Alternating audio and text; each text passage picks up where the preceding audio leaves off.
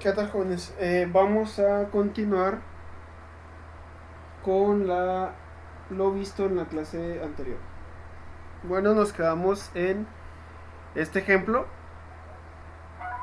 Nos dice que los siguientes datos se obtuvieron de unas pruebas que se le realizaron a un motor de inducción de 7.5 HP con 4 polos, 208 volts, 60 Hz, diseño clase A, conectado en estrella con una corriente nominal de 28 amperes. Se le realizaron las tres pruebas: la prueba de corriente directa, la prueba en vacío y la prueba de rotor bloqueado. La prueba de corriente directa obtuvimos un voltaje de corriente directa de 13.6 volts y una corriente de 28 amperes. De la prueba en vacío obtuvimos un voltaje total de entre líneas de 208 volts, que es el mismo que tenemos nominalmente, una corriente en la fase A de 8.12 amperes, en la fase B de 8.20 y en la fase C 8.18. Una frecuencia de 60 Hz y una potencia de entrada de 420 watts. Y en la prueba de rotor bloqueado tuvimos un voltaje total de 25 volts, una corriente en la fase A de 28.1 amperes, 28 en la fase B y 27.6 amperes. Algo que podemos notar así a simple vista es que en la prueba vacío se lleva el motor a su voltaje nominal, y como no se tiene ninguna carga, al girar en vacío se obtienen estas corrientes. Y en la prueba de rotor bloqueado el voltaje es menor, pero las corrientes se llevan a su valor nominal o lo más cercano posible, que es 28 amperes. También vemos que pues, la frecuencia es un poco menor, o más bien es menor, y una potencia de entrada mayor. Y bueno, me pide dibujar el circuito equivalente por fase de este motor, es decir, con estos datos voy a encontrar yo el circuito equivalente.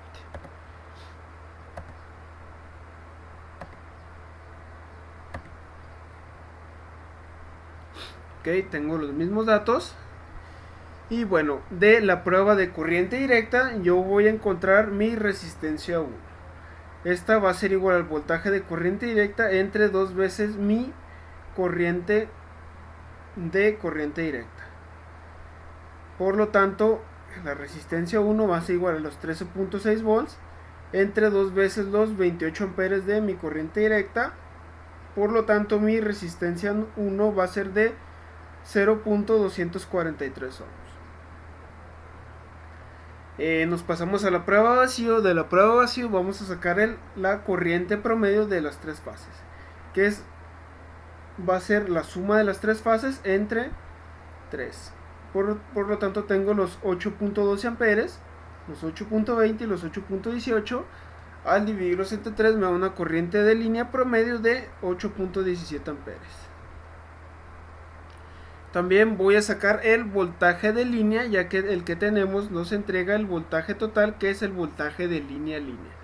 Para esto yo voy a dividir el voltaje de línea, que son los 208 volts, entre raíz de 3, lo que me da un voltaje de línea de la prueba de cortocircuito. Es lo que significan estas iniciales SC, short circuit, de 120 volts. De igual manera, una vez que yo obtuve este voltaje, yo puedo sacar mi impedancia equivalente o mi impedancia de cortocircuito, que es el resultado de dividir el voltaje de línea de cortocircuito entre la corriente promedio de 8.17, lo que me da una impedancia de 14.7 ohms.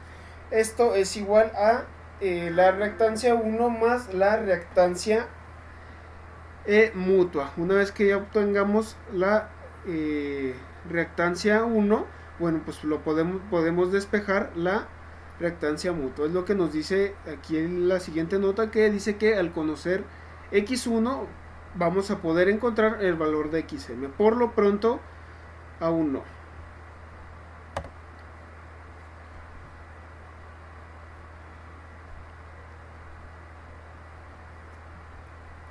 Uno de los fines de la prueba de cortocircuito es encontrar las pérdidas rotacionales.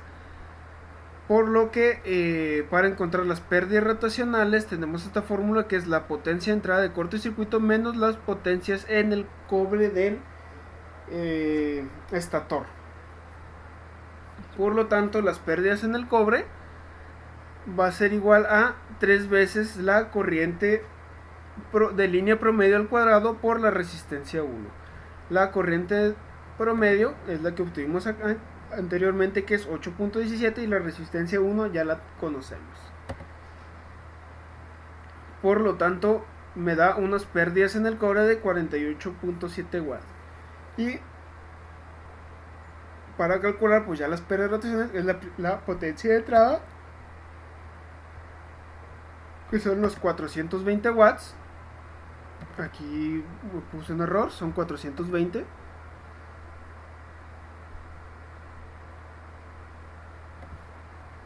Son 420 menos 48.7 watts. Lo que me da un total de 371.3 watts. Lo siguiente de la prueba de rotor bloqueado, obtenemos nuevamente una corriente de línea promedio, que es la suma de las corrientes de las tres fases entre 3, en este caso las corrientes de la prueba de rotor bloqueado, que es 28.1, 28 y 27.6, divididas entre 3, me da una corriente de línea promedio de 27.9 amperes. También obtenemos una impedancia de rotor bloqueado, que nos resulta de dividir el voltaje de línea de rotor bloqueado entre la corriente de línea promedio. El voltaje de línea es directamente los 25 volts, ya que la prueba de rotor bloqueado se hace únicamente utilizando una fase, entre los 27, la corriente promedio, que son los 27.9 amperes, lo que me da una impedancia equivalente de rotor bloqueado de 0.517 ohms. Vamos a encontrar también el ángulo en el que está trabajando esta prueba, que el ángulo va a ser directamente el coseno inverso de la potencia de entrada, que es la potencia de entrada de esta prueba. Aquí la tengo, 920 watts, dividido entre la raíz de 3 por el voltaje a rotor bloqueado por la corriente promedio. Aquí lo tengo. Sustituimos los valores, los 920 watts, la raíz de 3, los 25 volts y los 27.9, aquí le puse 39, aquí son 9, lo que me da un total de 40.4 grados. Una vez que yo ya obtuve este ángulo, puedo calcular la resistencia rotor bloqueado, que va a ser igual a la resistencia de la impedancia de rotor bloqueado por el coseno del ángulo.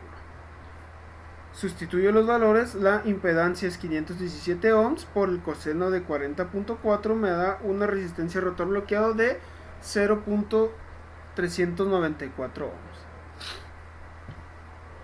Y puedo hacer lo mismo con la impedancia primaria de rotor bloqueado, que es igual a la impedancia de rotor bloqueado por el seno del ángulo. Sustituyo los valores, por lo tanto la reactancia primaria de rotor bloqueado es de 0.335 ohms. Como yo ya conozco el valor de mi resistencia de rotor bloqueado, sabemos que este es igual a la resistencia 1 más la resistencia 2, por lo tanto puedo de corriente directa. Por lo tanto, la resistencia 2 es igual a 0.151. Muy bien, en este paso yo obtuve le voy a llamar la reactancia primaria rotor bloqueado. Pero la reactancia rotor bloqueado es igual a la frecuencia nominal entre la frecuencia de la prueba. Sabemos que la frecuencia nominal está dada por mi problema, que me dice que es 60 Hz, y la frecuencia de la prueba es 15 Hz. Por lo tanto, yo divido los 60 Hz entre los 15 Hz y lo multiplico por mi reactancia primaria, que es la que yo obtuve acá. Por lo tanto, la verdadera reactancia del rotor bloqueado,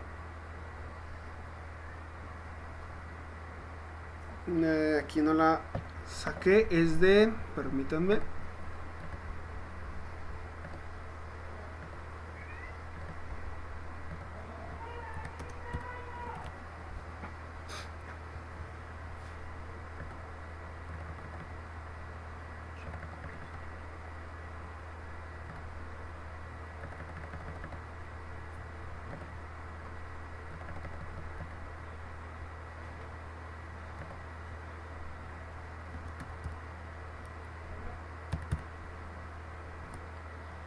es igual a 1.34.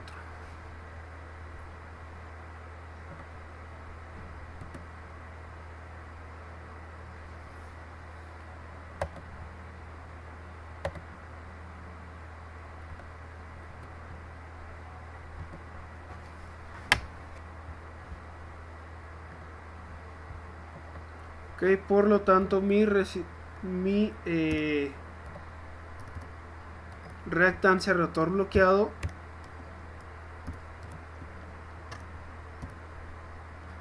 es de 1.34 ohms. Okay, entonces para encontrar el valor de X1 vamos a utilizar esta tabla que nos dice que podemos encontrar la reactancia de X1 y X2 en función de la reactancia rotor bloqueado, y nos da aquí los diseños del motor. ¿Sí? En este caso es un diseño A, por lo tanto aplicamos la tabla para el diseño A. Esto dice que para la reactancia 1 el valor va a ser igual a 0.5 por la reactancia rotor bloqueado, y si necesitáramos encontrar X2 va a ser igual a 0.5 por la reactancia de rotor bloqueado. Entonces X1 va a ser igual a X2, que es igual a 1.34 por 0.5, que va a ser igual a 0.67 ohms. Okay, ya conocemos el valor de X2 y de X1. X2 y X1 es de 0.67 ohms. Lo único que restaría es encontrar el valor de XM, y es aquí donde les comenté que la reactancia mutua va a ser igual a la impedancia de la prueba de cortocircuito, que es esta. Acá la sacamos de 14.7 menos X1, que ya conocemos cuánto vale X1, que es 0.67. Por lo tanto, sustituyo los valores, 14.7 menos 0.67, la reactancia mutua es de 14.03 ohms. Y de esta manera, pues yo obtengo el valor de R1, que eso lo obtuve con la prueba de cortocircuito, de corriente directa, perdón, de X1, que es el que yo obtuve gracias al diseño de la clase A. Para esto tuve que obtener primero la reactancia de rotor bloqueado, la multipliqué por el coeficiente que me entrega la tabla, que es 0.5, y me da un valor de 0.67 ohms. Aquí está. Ya tengo la reactancia mutua, que la despejé del valor de la impedancia de cortocircuito menos X1 que yo obtuve anteriormente. Tengo X2, que en este caso es igual a X1, que es 0.67, y directamente R2 lo obtuve anteriormente con la resistencia rotor bloqueado. Despejé, debido a que ya conocía R1, despejé R2, que me da 0.151 ohms, y aquí está.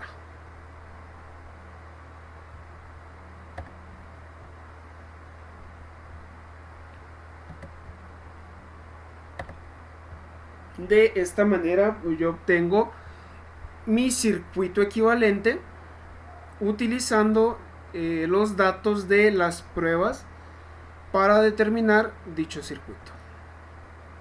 Lo siguiente es el diagrama de flujo de potencia en un motor de inducción. Aquí directamente tengo este diagrama, que es un diagrama de flujo que me da las diferentes pérdidas que se tienen en una máquina de inducción. Este diagrama de flujo ya lo hemos visto en las máquinas de corriente directa, en las máquinas síncronas. Ahora lo veremos en las máquinas de inducción, que pues, obviamente también cambia un poco.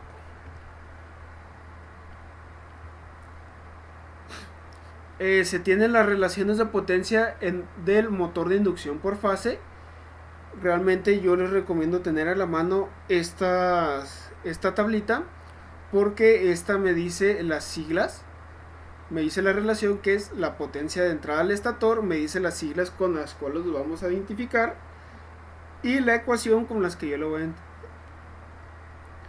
Aquí de igual manera tenemos las pérdidas de cobre en el estator, cómo encontrarlas, y aquí directamente me dice que la potencia de entrada es igual a la potencia de entrada al estator menos las pérdidas en el cobre esto es igual a la potencia de entrada al rotor. Este guión que vemos aquí en la relación 2 tenemos la potencia de entrada al rotor, que es esta misma, menos las pérdidas en el cobre del rotor, va a ser igual a la potencia desarrollada por el rotor. Aquí tenemos las siglas con las que lo vamos a identificar y la ecuación correspondiente. Y por último la relación 3 me dice que la potencia desarrollada por el rotor menos las pérdidas rotacionales van a ser igual a la potencia de salida del rotor. De este punto pasamos del estator al rotor. Aquí pasamos del rotor a la potencia desarrollada por el mismo, y de la potencia desarrollada del mismo a la potencia de salida del rotor. De igual manera tenemos las siglas con las que lo vamos a identificar y la ecuación correspondiente. Por lo tanto, vamos a resolver el siguiente problema de ejemplo. Me dice que un motor trifásico de inducción de jaula de ardilla de 10 HP, 220 volts, 60 Hz, 1746 revoluciones por minuto, 4 polos, está conectado en estrella y tiene las siguientes características. El valor de R1 es de 0.4 ohms, el valor de R2 es de 0.14 ohms, el valor de la reactancia mutua o XM es de J16 ohms, el de X1 es J0.35 ohms y el de X2 es de 0.35 ohms. Las pérdidas rotacionales trifásicas son de 360 watts y hay que dibujar el circuito equivalente simplificado que muestre los parámetros dados y calcular en base por fase. El inciso A es la corriente del estator, el inciso B la corriente del rotor, el inciso C el factor de potencia del motor, la potencia de entrada al estator, la potencia de entrada al rotor, la potencia desarrollada por el rotor, la potencia de salida del rotor, el par desarrollado por el rotor, el par de salida del rotor y la eficiencia a plena carga. Como sugerencia me pide trazar el diagrama de flujo de potencia.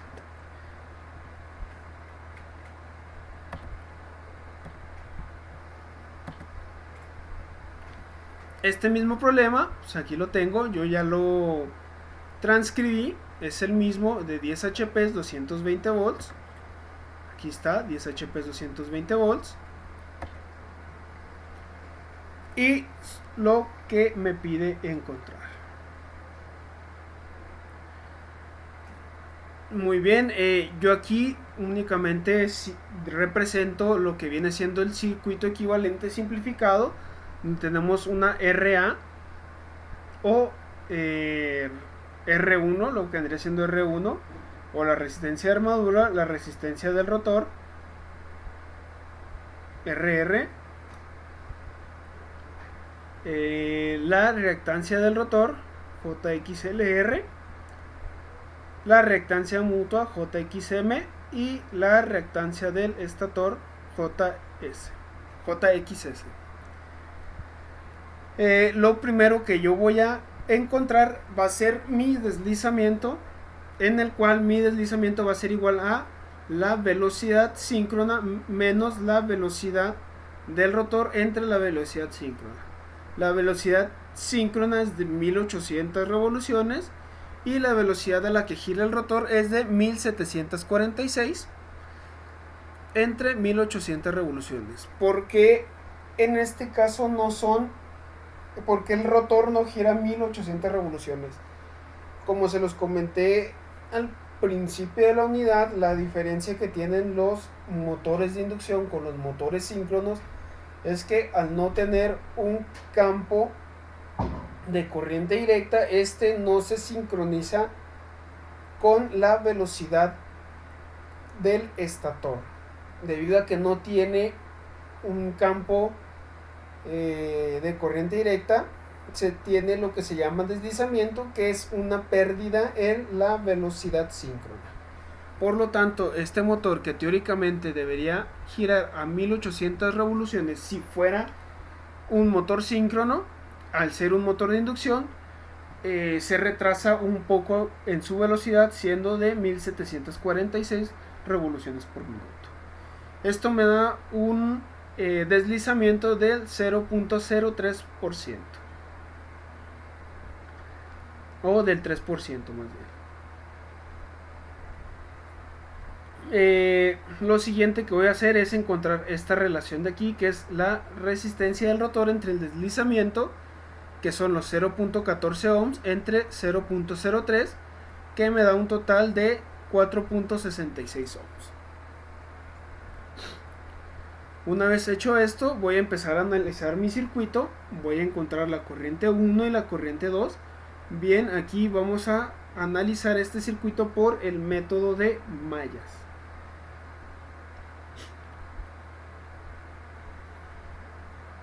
Directamente, aquí pongo la fórmula. La resistencia de armadura se multiplica por la corriente 1 más la reactancia de armadura por la corriente 1 más la reactancia mutua, que multiplica la corriente 1 menos la corriente 2, ya que la corriente 1 y la corriente 2 van en sentido contrario, que esto es igual al voltaje aplicado en fases.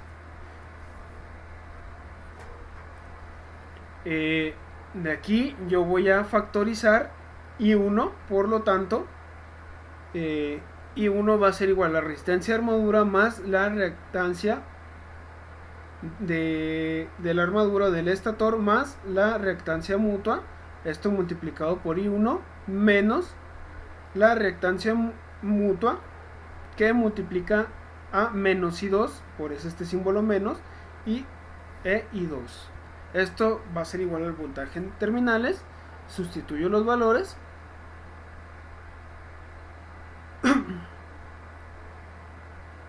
y me queda la siguiente ecuación, que es 0.4 más J16.35 por I1 menos J16 por I2 igual a 127.17 con 0 grados. Me voy a la malla 2, aplico nuevamente la ley de Kirchhoff, la ley de voltajes de Kirchhoff. Por lo tanto, RR sobre S, que es esta resistencia, multiplicada por I2, me da la caída de voltaje en esta resistencia. De igual manera, JXLR por la corriente 2, que es la corriente que circula por esta bobina, me da la caída de voltaje en esta bobina.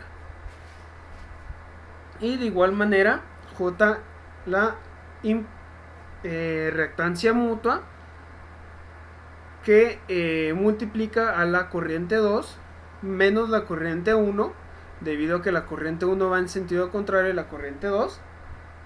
Todo esto va a ser igual a 0. Nuevamente factorizo y agrupo primero los elementos de la corriente 1.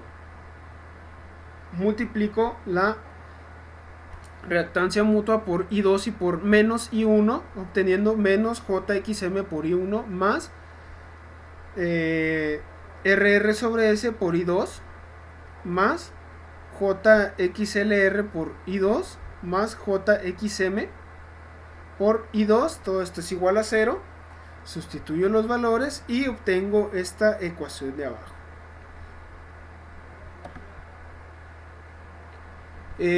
Esta ecuación yo la voy a resolver utilizando la regla de Cramer o matriz determinante.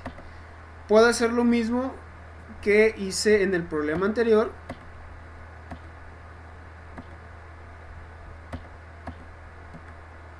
No, perdón, estoy confundiendo. Lo que puedo hacer es meter los valores directamente en la calculadora.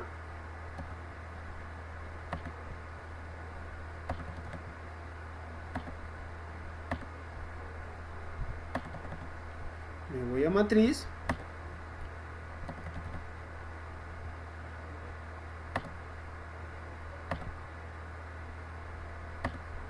Y me pongo a meter estos valores.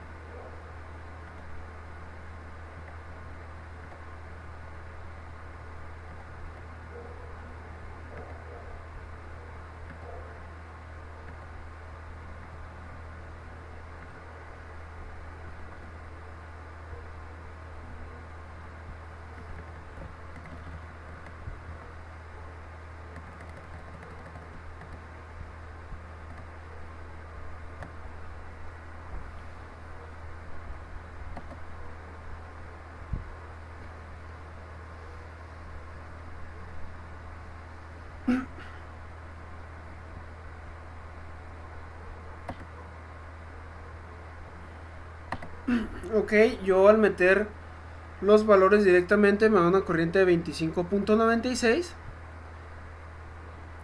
que es la corriente I1, y la corriente I2 es de 24.43 con un ángulo de menos 6.52, y la corriente 1 tiene un ángulo de 22.43.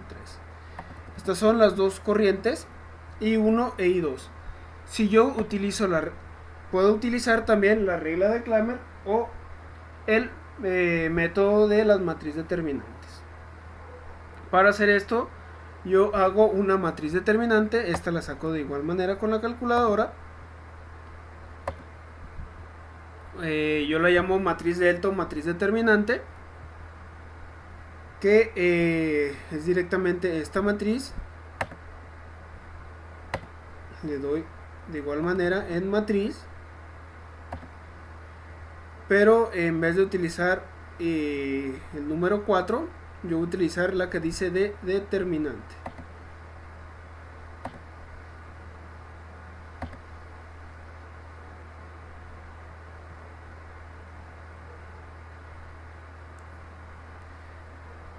los valores de las corrientes, ignorando lo que yo tenga en el lado de los voltajes.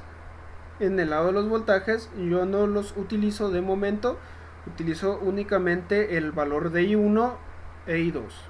I1 e I2. Que es básicamente lo que tengo aquí. Aquí me faltó multiplicarlo por I2.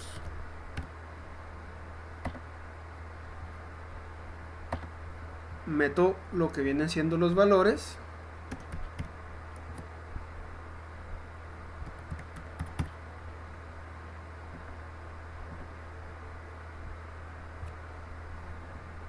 Menos 16.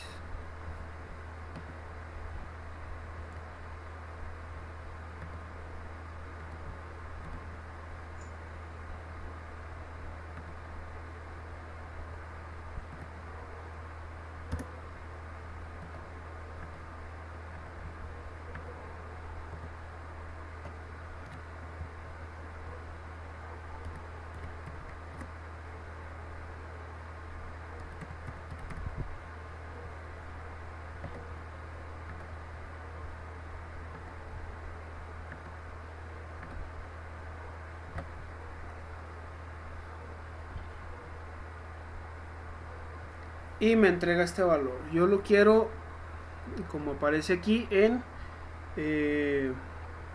rectangular, por lo que únicamente le cambio el modo en mi calculadora, lo paso de polar a rectangular y me da 9.45, redondeado 9.46 más J82.73.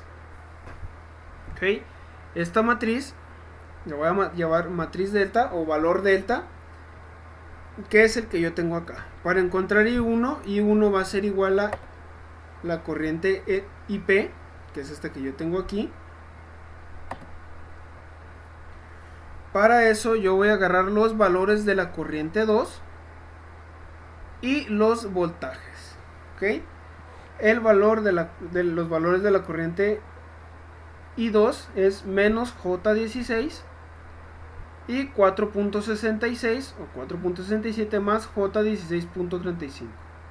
Y el voltaje de la malla 1 es 127,0 y de la malla 2 es directamente 0. Hago lo mismo, saco la determinante de estos valores.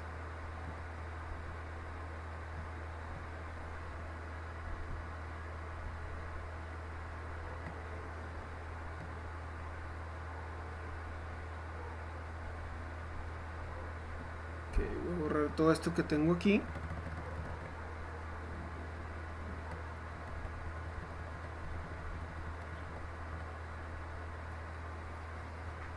Y meto los valores. El primero es menos J16 y 127.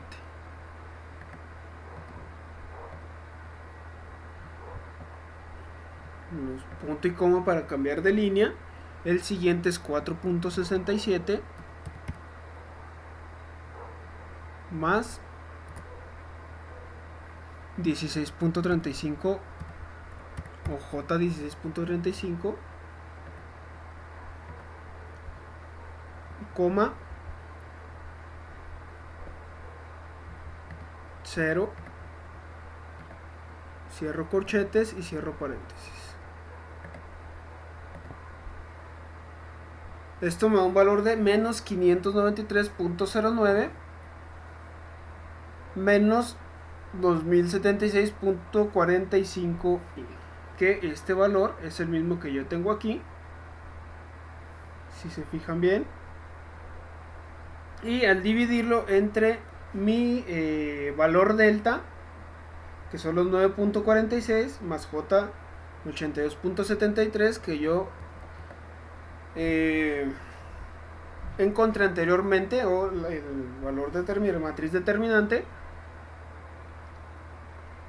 únicamente divido los valores y me entrega una corriente 1, una corriente LP o IP igual a 25.76 con un ángulo de 158.92 amperes, que es similar al que yo obtuve con el método directo, ¿no? Metiéndolo directamente a la calculadora. Aquí lo que cambia es el ángulo, que en este caso es de 158.92 y aquí es de 22.43. Aquí lo que pasa es que le estás a 180, sí, le estás restando 22.43, lo que me da 158.92. Le estoy dando un giro de 180 grados únicamente. Igual para el inciso B, resuelvo esta determinante, la vamos a resolver de igual manera para comprobarlo.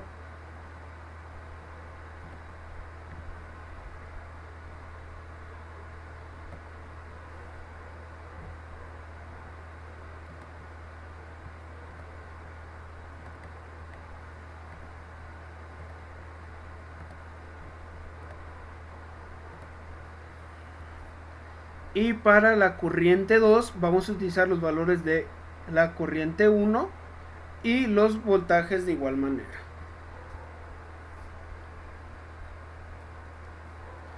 Bien, en la corriente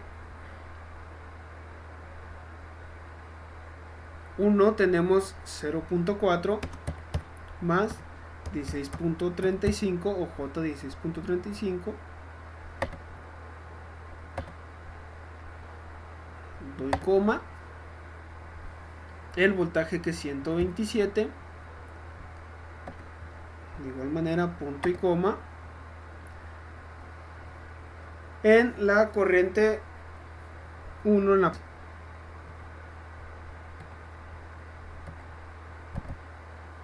y el voltaje es 0. Cierro corchetes, cierro paréntesis.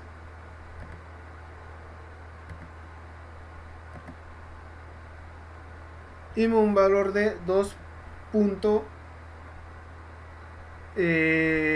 Por 10 a la menos 12, lo que viene siendo equivalente a 0, que sería 0.00, 12 ceros después del punto y un 2, ¿no? Por lo tanto, esto es equivalente a 0, más 20.32 o J2032, perdón, no 2032. Y lo voy a dividir entre mi matriz determinante o mi valor delta, que es 9.46 más J82.73, lo que me da una corriente 2 de 24.40 con un ángulo de menos 6.52 grados.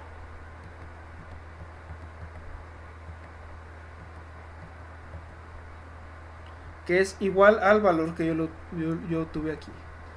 Entonces lo pueden hacer de las dos maneras, hacerlo de manera directa con el método de las determinantes. Únicamente si lo hacen con el método de las determinantes, procuren a este ángulo restarlo de 180 grados, es decir, a 180 grados yo le voy a restar los 22.43 grados.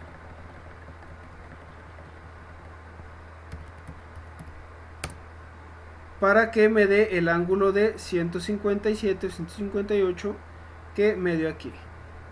¿Ok? Entonces de las dos maneras lo pueden hacer y con esto pues ya encontré la corriente en el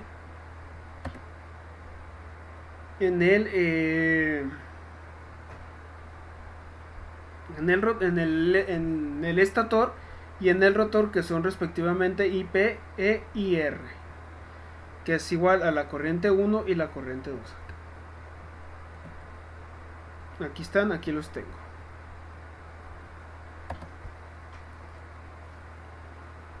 El inciso C me pide encontrar el factor de potencia del motor. Para esto hay dos maneras de hacerlo. Esta que es la manera más laboriosa, que es encontrando las potencias de cada uno de los elementos, la potencia en la resistencia A, la potencia en la reactancia XS, la potencia en la reactancia RR sobre S, la potencia en la reactancia XLR y la potencia en la reactancia JXM. Yo aquí lo hice, ok, formé el triángulo de potencias. Ya sabemos que para las resistencias pues es igual a la corriente por su valor resistivo, y para las bobinas es su valor de reactancia. Para una va a ser potencia activa y para la otra potencia reactiva, y sacamos la potencia aparente.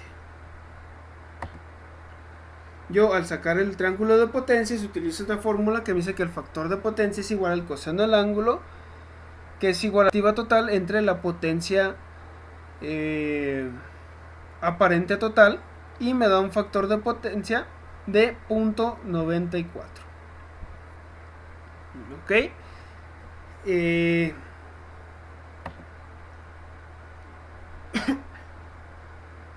Otra manera es directamente el ángulo de mi corriente I1, debido a que es la corriente total de mi circuito. Yo le saco el coseno inverso a ese ángulo.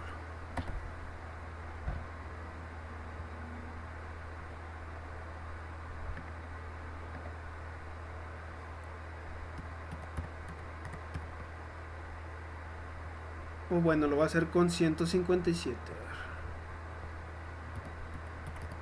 que es el que yo obtuve acá.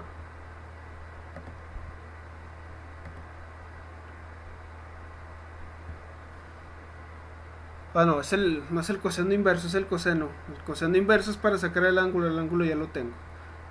Aquí es error mío.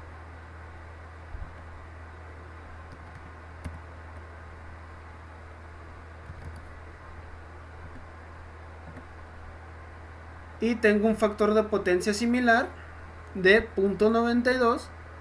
En este caso es negativo, debido a que el ángulo, si yo le resté 180 grados, si lo hago con el ángulo de 22 menos 22.43, aquí lo pueden ver.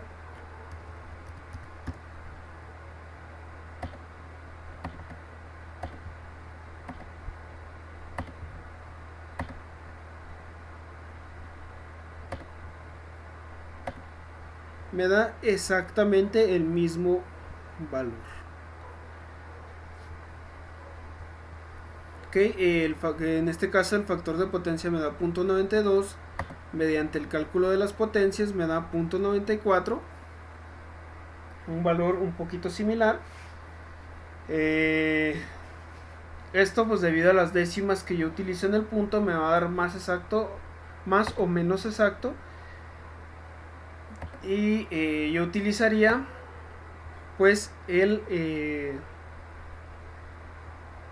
del coseno de la corriente 1, que es el coseno de 158.92, que es la corriente total de mi sistema. Bien.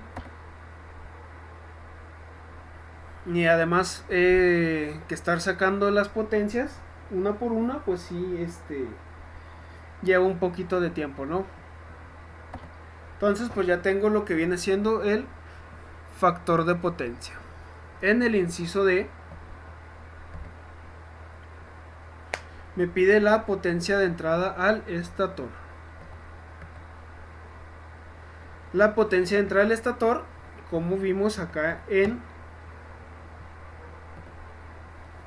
la relación de potencias, la potencia la vamos a representar con las siglas PEE.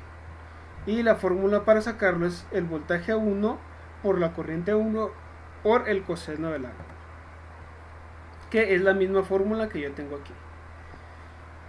El voltaje de fase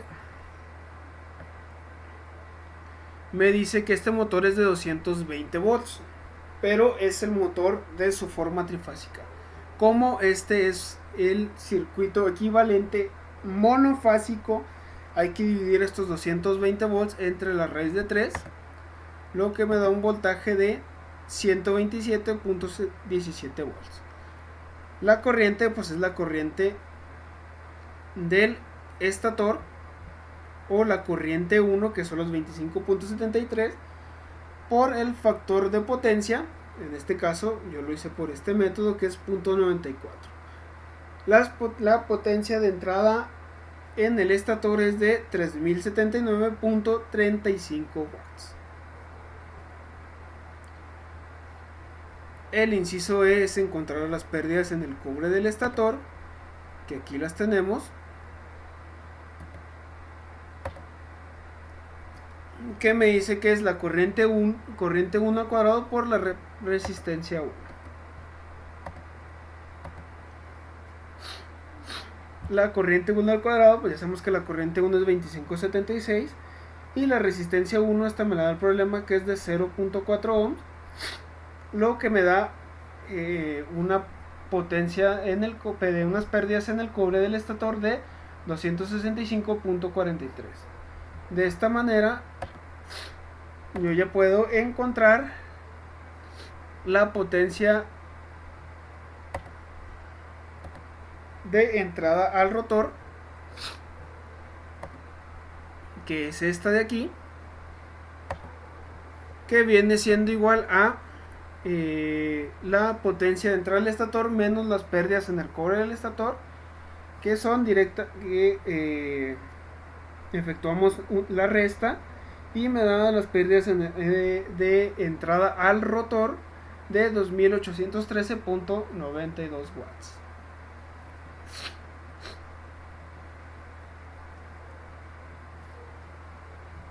El inciso F me pide la potencia desarrollada por el rotor y las pérdidas en el cobre del rotor también. Las pérdidas, la potencia desarrollada en el rotor va a ser igual a la potencia de entrada al rotor multiplicado por 1 menos el deslizamiento.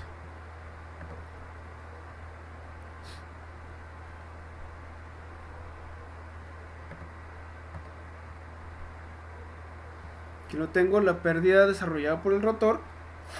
Aquí me dice que es la corriente 2 al cuadrado por la resistencia 2 multiplicado por 1 menos S entre el deslizamiento. ¿Ok?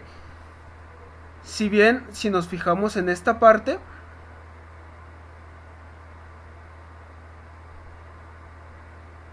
¿sí? Aquí directamente tenemos las pérdidas en el cobre del rotor, lo cual es I cuadrada sobre R, y la potencia de entrada al rotor es I cuadrada R2 sobre S. Si yo multiplico esto de aquí, I cuadrada R2, que son las potencias de entrada al rotor, yo lo igualo aquí, tenemos que aquí en las pérdidas del rotor ya tenemos I cuadrada, aquí lo vemos, tenemos R2, aquí lo vemos, y la potencia de entrada al rotor está dividida sobre S, igual que esto. Por lo tanto, podemos sacar la siguiente fórmula o deducirla, que las pérdidas en el cobre, en las pérdidas desarrolladas, es la potencia de entrada al rotor, es decir, PER, que multiplica a 1 sobre S. ¿Por qué ya no lo divido sobre S? Pues que ya se fue sobre esto, y I cuadrada sobre R2 sobre S, pues es PER. Por lo tanto, la potencia de entrada al rotor, que multiplica 1 menos S, 1 menos 0.03, me da la potencia desarrollada en el rotor de 2729.5 watts. Y de igual manera, las pérdidas en el cobre del rotor es igual a S por las pérdidas en el rotor.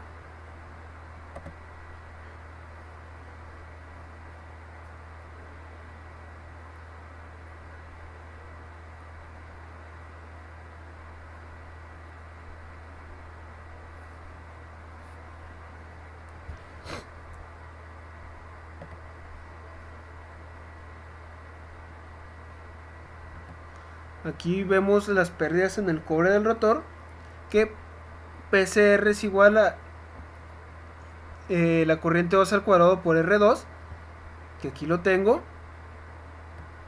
Aquí únicamente lo que sobra es este deslizamiento que estamos dividiendo para anularlo o cancelarlo, vamos a multiplicar esta expresión por S.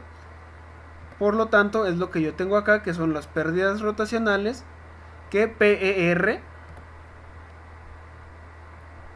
es I cuadrada R2 sobre S. Si yo lo multiplico por el deslizamiento por S, me quedaría únicamente I cuadrada R2.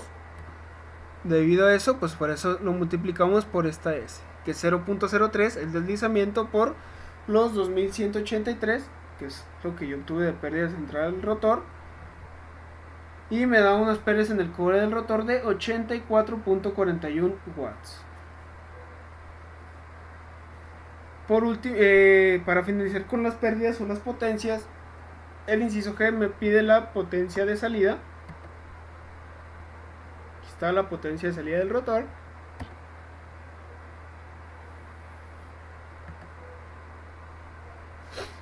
La potencia de salida del rotor es directamente la potencia de entrada al rotor menos las pérdidas rotacionales. Las pérdidas rotacionales, yo acá los tengo, que son 360 watts, pero estas pérdidas rotacionales son las pérdidas rotacionales trifásicas. Como yo quiero las pérdidas rotacionales de una sola fase, voy a dividir estos 360 watts entre 3. Por lo tanto, me queda la potencia de entrada al rotor, que son los 2729.5 watts, menos los 360 dividido entre 3.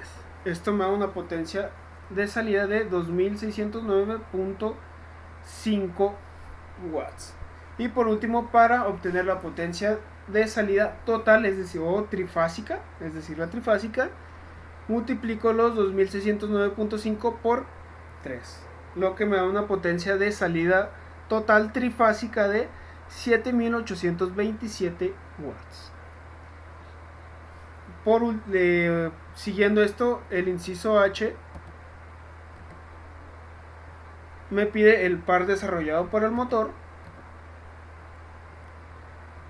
y me da esta fórmula, que el par desarrollado va a ser igual a 7.04 por la potencia de entrada al rotor entre la velocidad síncrona. Para distinguir cuando se trata de la velocidad síncrona o la velocidad o el deslizamiento, las velocidades las vamos a marcar con una S mayúscula y el deslizamiento con una S minúscula. Sustituimos los valores y multiplicamos los 7.04 por 2813.92, que es dividido entre las 1800 revoluciones, lo que me da un par desarrollado de 11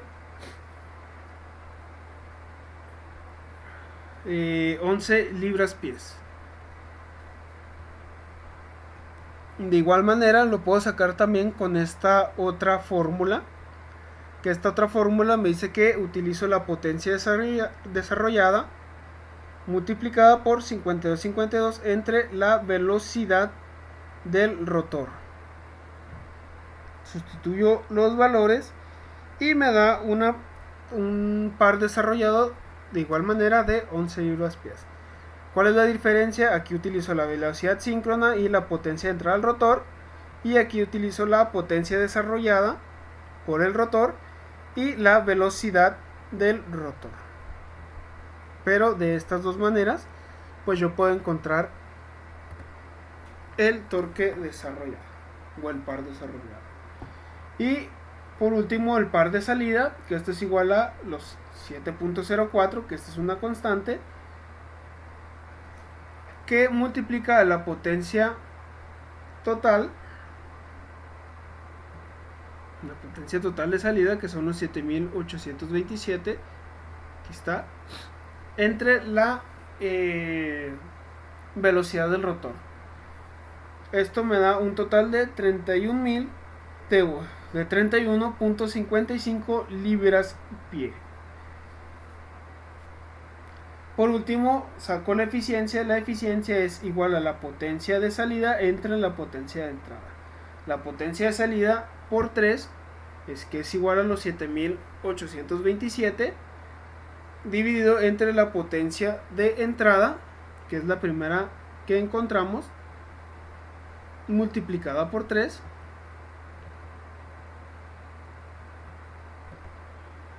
que es esta de aquí. Recordemos que esta es la potencia de entrada del circuito equivalente monofásico. Para sacar la potencia de entrada total, únicamente hay que multiplicar este valor por 3. Y pues de igual manera esta potencia de salida multiplicarla por 3, o la potencia de salida total, que son los 7827. Todo esto lo multiplico por 100 y me da una eficiencia del 84.7%. Y el problema me decía que opcionalmente, o de sugerencia, trazar el diagrama de flujo de potencia. Pues yo aquí puse el diagrama de flujo y abajo puse el valor que obtuve de cada una. Aquí esta directamente cambia el orden. Aquí tenemos EPE, pero es la potencia de entrada del estator, o la PEE.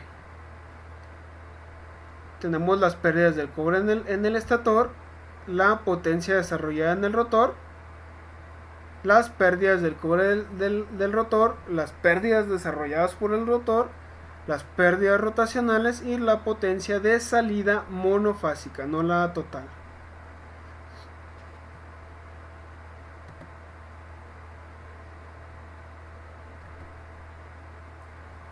Y de esta manera pues ya resolvimos lo que viene siendo este ejemplo. Este problema 2 pues ya se los encargaré para que lo vayan haciendo ustedes para la evidencia de esta tercera unidad. Entonces nos estaremos viendo ya en la siguiente sesión para ver los tipos de arranque de motores.